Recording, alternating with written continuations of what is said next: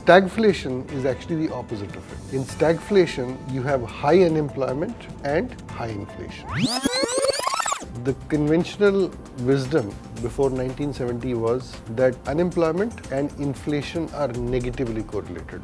Stagflation is actually the opposite of it. In stagflation, you have high unemployment and high inflation. So the first time the world witnessed a very concrete evidence of stagflation, a very concrete sort of scenario of stagflation was in 1970s. Up until then, it was this whole relationship kind of held for a fairly long period of time, right? Stagflation presented a very difficult policy choice for the policymakers because, again, the conventional theory says that if you have, let's say, high unemployment, which means the growth is low, and inflation would also be low at that point in time, you can inflate away the economy in the sense that you can do more fiscal expenditure, you can do some monetary policy easing, and using that you can actually bring the economy back into a growth phase. Of course, in the process, some inflation will also come in. The converse, if the economy is overheated and you have a high inflation and high growth, then you need to sort of withdraw the stimulus, tighten fiscal belt, hike policy rates,